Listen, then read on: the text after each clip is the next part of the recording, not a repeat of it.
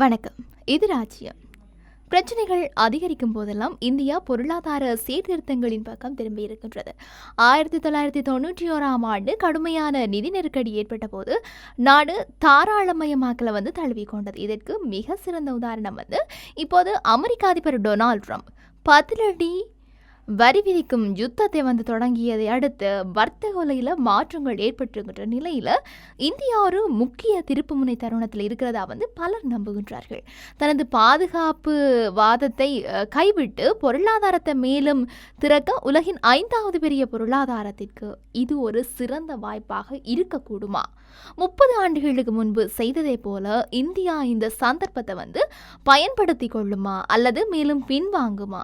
இந்தியாவை வரிகள் அரசன் என்றும் வர்த்தக தொடர்புகளை பெரிதும் தவறாக பயன்படுத்தும் நாடு என்றும் ட்ரம்ப் திரும்ப திரும்ப குறிப்பிட்டிருக்கின்றார். இறக்குமதி செய்யப்பட்ட பொருட்கள் மீதான சராசரி வரி மிக அதிகம் உள்ள நாடுகளில் இந்தியாவும் ஒன்று என்பதுதான் பிரச்சனை. அமெரிக்காவின் சராசரி வரி 2.2%, சீனாவின் வரி 3%, ஜப்பானின் வரி 1.7%. உலக வர்த்தக நிறுவனத்தின் தரவுகளின்படி இந்தியாவின் சராசரி வரி 12%.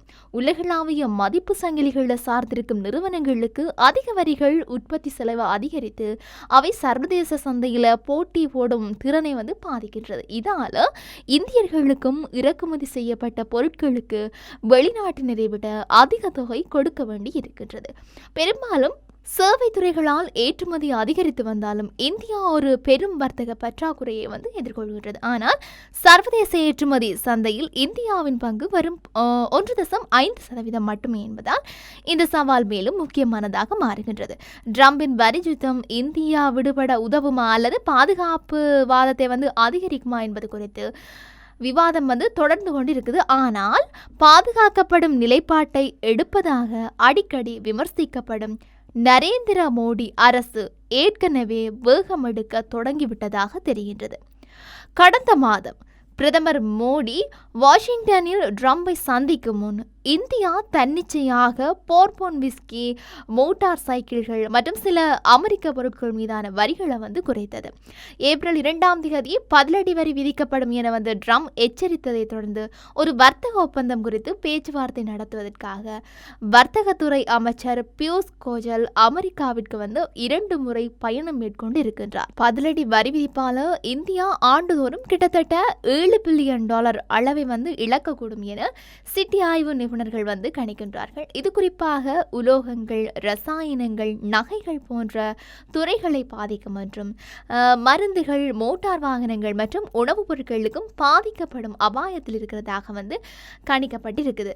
அது மட்டும் இல்லாமல் இந்திய ஏற்றுமதியாளர்கள் தங்களுடைய பாதுகாப்புவாத மனநிலையிலிருந்து வெளியேற வர வேண்டும் என்றும் பலம் மற்றும் தன்னம்பிக்கையுடன் உலகை தைரியமாக எதிர்கொள்ள வேண்டும் என கோயல் வலியுறுத்தியதாக அவரது அமைச்சரவை அறிக்கை தெரிவித்திருக்குது. பிரிட்டன், நியூசிலாந்து மற்றும் ஐரோப்பிய ஒன்றியம் உட்பட பல நாடுகளுடன் தடையற்ற வர்த்தக ஒப்பந்தங்களை செய்து கொள்ளவும் இந்தியா முனைப்பாக செயல்பட்டு வருகின்றது. ஒரு சுவாரஸ்யமான திருப்பமாக உள்ளூர் தொலைத்தொடர்பு நிறுவனங்களான ரிலையன்ஸ் ஜியோ மற்றும் பாரதி ஏர்டெல் ஆகியவை இந்தியாவில் ஸ்டார்லிங்க் மூலம் செயற்கைக்கோள் இணைய சேவைகள் வழங்கிய ட்ரம்பின் கூட்டாளி எலான் மஸ்கின் ஸ்பேஸ் எக்ஸ் நிறுவனத்துடன் கரம் கோர்த்திருக்கின்றன. மஸ்க் அண்மையில் இந்த இரு நிறுவனங்களுடன் மோதிய நிலையில இந்த ஒப்பந்தம் பல ஆய்வாளர்களையும் ஆச்சரியப்படுத்தி இருக்குது. இந்திய அமெரிக்க அதிகாரிகள் ஒரு வர்த்தக ஒப்பந்தத்திற்காக பேசிக்கொண்டிருக்கும் நிலையில இது நடந்திருக்குது. 1990களின் பிற்பகுதியிலிருந்து 2000கள் வரை இந்தியாவின் வேகமான வளர்ச்சி 2004 தொடக்கம் 2009ஆம் ஆண்டு வரை 8.1% மற்றும் 2009 தொடக்கம் 2014 வரை 7.46% வளர்ச்சி பெரும்பாலும் படிப்படியாக வரிகளை குறைத்து சர்வதேச சந்தைகளில் இணைந்ததால் தான் சாத்தியப்பட்டது. குறிப்பாக மருந்துகள், மென்பொருட்கள், வாகனங்கள், ஜவுளி மற்றும் உடைகள் ஆகியவற்றால் தான் வளர்ச்சி சாத்தியப்பட்டது. அப்போது முதல் இந்தியாவின் கவனம் ஏற்றுமதி பக்கம் திரும்பியது. கடந்த 10 ஆண்டுகளாக பின்பற்றப்பட்ட பாதுகாப்புவாத கொள்கைகள் மோடியின் மேக் இன் இந்தியா முன்னெடுப்பை பாதித்திருக்கிறதா பல பொருளாதார நிபுணர்கள் வந்து கருதுகின்றார்கள். தொழிலாளர்களை அதிகம் சார்ந்த ஜவுளி போன்றவற்றை விட மூலாதனம் மற்றும் தொழில்நுட்பம் சார்ந்த துறைகளுக்கு மேக் இன் இந்தியா முக்கியத்துவம் அளித்து அதன் விளைவாக உற்பத்தியையும் ஏற்றுமதியையும் பெருக்கவும் இந்தியா தடுமாறி இருக்குது. நியூயார்க் பல்கலைக்கழக ஸ்டென் ஸ்கூல் ஆஃப் பிசினஸில் பொருளாதார பேராசிரியராக இருக்கும் வைரல் ஆச்சாரியாவின் கூற்றுப்படி அதிக வட்டி விகிதங்கள் பல இந்திய தொழில்களில் பாதுகாப்பு வாதத்தை வந்து வளர்த்திருக்கிறதோடு திறனை மேம்படுத்துவதில் முதலீடு செய்வதை தடுக்கின்றது. இது ஏற்கனவே சொகுசாக இருந்தவர்கள் அதிக போட்டியை எதிர்கொள்ளாமலேயே சந்தையில் பலம் பெற வழிவகை செய்திருக்கிறது. ப்ரூகிங்ஸ் இன்ஸ்டிடியூஷன் கட்டுரை ஒன்றில் முன்னாள் மத்திய வங்கி ஊழியரான ஆச்சாரியா குறிப்பிட்டுள்ளபடி இந்தியாவில் தொழில் சமநிலையை வந்து மீண்டும் கொண்டு வர வேண்டும் என்றால் சர்வதேச பொருட்கள் வர்த்தகத்தில் இந்தியாவின் பங்கை அதிகரிக்கவும் பாதுகாப்புவாதத்தை குறைக்கவும் வரிகளை குறைக்கவும் வேண்டும். ஏற்கனவே இந்தியாவின் வரிகள் பெரும்பாலான நாடுகளை விட அதிகமாக இருக்கிற நிலையில அதை மேலும் உயர்த்துவது பாதிப்பை ஏற்படுத்தக்கூடியதாக இருக்கலாம். நாம் ஏற்றுமதிகளை உயர்த்த வேண்டும்.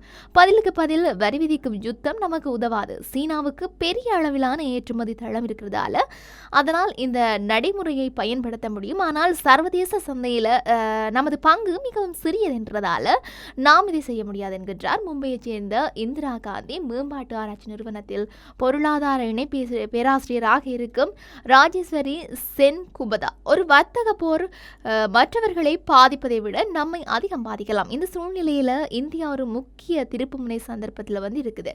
உலகில் ஒரு பெரிய மாற்றம் நிகழ்ந்து கொண்டிருக்கும் போது சர்வதேச வர்த்தகத்திற்கு ஒரு புதிய தொலைநோக்கை வடிவமைக்கும் தனித்துவமான வாய்ப்பு இந்தியாவுக்கு இருக்கிறதா வந்து சொல்கின்றார்.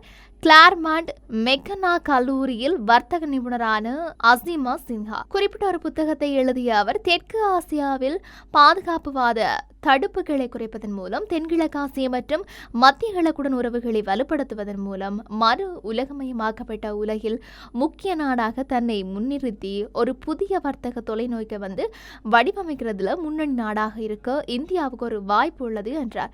வரிகளை குறைப்பதன் மூலம் இந்தியா வர்த்தக மற்றும் பொருளாதார செயல்பாடுகளை ஈர்க்கும் பிராந்திய மற்றும் பிராந்தியங்களுக்கு இடையிலான காந்தமாக செயல்பட்டு பல்வேறு சக்திகளை தனது சுற்றுப்பாதைக்கு இழுக்க முடியும் என்று வந்து மேலும் கூறியிருக்கின்றார். அது உள்ளூரில் அதிகம் தேவைப்படும் வேலைவாய்ப்புகளை வந்து உருவாக்க இந்தியாவுக்கு உதவக்கூடும்.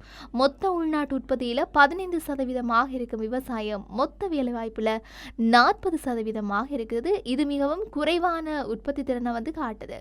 கட்டுமான பணிகளில் இரண்டாவது மிகப்பெரிய வேலைவாய்ப்பாக தினசரி கூலி தொழிலாளர்களை வந்து இருக்குது. இந்தியாவின் சவால் ஏற்கனவே மொத்த ஏற்றுமதியில் கிட்டத்தட்ட பாதியாக செழித்திருக்கிற சேவைத்துறையை வந்து விரிவுபடுத்துறதுல இல்லை, மாறாக சேவைத்துறை பணிகளுக்கு தேவையான அடிப்படை திறன்கள் இல்லாத பெருவாரியான திறன்களற்ற தொழிலாளர்களை வந்து கையாள்வதில் தான் சவால் இருக்குது. உயர்நிலை சேவைகளை செலுத்துகின்ற நேரத்தில் பணியாளர்கள் பெரும்பான்மையானவர்கள் வந்து கல்வியின்றியும் போதிய வேலைவாய்ப்பின்றியும் பெரும்பாலும் கட்டுமானம் அல்லது முறைசாரா வேலைகளுக்கு தள்ளப்படுகின்றார்கள். ஒவ்வொரு ஆண்டும் வேலைக்கு சேருவோருக்கு பயனுள்ள வேலை வாய்ப்புகளை வழங்க இந்தியா உற்பத்தி ஏற்றுமதியை அதிகரிக்க வேண்டும். சேவைகளை மட்டுமே சார்ந்திருப்பது திறனற்ற பணியாளர்களின் தேவைகளை வந்து பூர்த்தி செய்யாது என்கின்றார் சென்குப்தா. வரிகளை குறைக்கிறதுல வெளிநாட்டு நிறுவனங்கள் மலிவான பொருட்களை சந்தையில் குவித்து உள்நாட்டு தொழில்களை பாதிக்கலாம் என்பது வந்து ஒரு அச்சம். ஆனால் அதில் ஒரு எச்சரிக்கை இருக்கின்றது. சீனாவின் வர்த்தக போராட்டம், குறிப்பாக அமெரிக்காவுடன் தற்போது நடைபெற்று வரும் வர்த்தக யுத்தத்தால் சீனா குறுகிய காலத்தில் இந்தியாவில் பொருட்களை குவிக்கும் வாய்ப்பு இருக்குது. இதிலிருந்து தற்காத்துக் கொள்ள சீனாவுக்கு எதிராக இந்தியா வரிகள் அல்லாத தடைகளை பயன்படுத்தலாம். ஆனால் அது இந்தியா இந்த ஒரு நாட்டுக்கு எதிராக மட்டுமல்ல, அதுவும் பொருட்களை குவித்ததாக நிரூபிக்கப்பட்டால் மட்டும்தான் செய்ய வேண்டும். இதை தவிர ஒட்டுமொத்தமாக வரியை குறைப்பதுதான் இந்தியாவிற்கு நல்லது என்கின்றார் அவர்.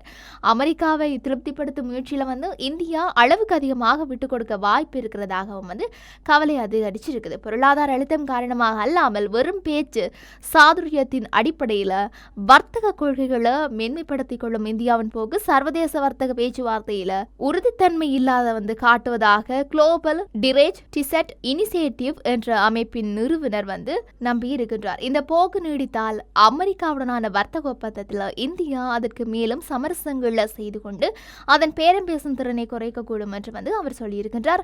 அது மட்டும் இல்லாமல் மற்ற பெரிய பொருளாதாரங்களை வந்து ஒப்பிடுகையில் அமெரிக்கா இந்தியாவுக்கென தனியாக எந்த வரியும் விதிக்காத நிலையில் பல வர்த்தக முனைகளில் இந்தியா முன்கூட்டியே சரணடைந்திருக்கிறது. அது அழுத்தத்திற்கு எளிதில் பணியக்கூடியது என தோன்று செய்கின்றது. ட்ரம்பின் வரி யுத்தத்தின் திட்டமிடப்படாத விளைவுகளை இந்தியா பயன்படுத்திக் கொள்ள வேண்டும் என்பது பரந்த ஒருமித்த கருத்தாக தெரிகின்றது. அமெரிக்க விதிக்க சாத்தியம் இருக்கின்ற வரிகள் சீர்திருத்தத்திற்கான ஊக்கியாக மாறியிருக்கலாம் என இந்திய பொருளாதார நிபுணர் கருதி இருக்கின்றார். ட்ரம்பின் 2வது பதவிக்காலத்தில் பெரிய ஏற்றுமதியாளர்கள் மீதான கூடுதல் வரியால விநியோக சங்கிலிகள் மறுசீரமைக்கப்பட்டு உலகம் புதிய தயாரிப்புகளை தேடினால் இந்தியாவுக்கு 2வது வாய்ப்பு கிடைக்கக்கூடும் என அவர் ஒரு ஆங்கில நாளிதழில் எழுதிய கட்டுரையில் குறிப்பிட்டிருக்கிறார். உலகிற்கு பொருட்களை தயாரிக்கும் வேலைகளை உருவாக்குவது சுலபமாக இருக்க போவதில்லை.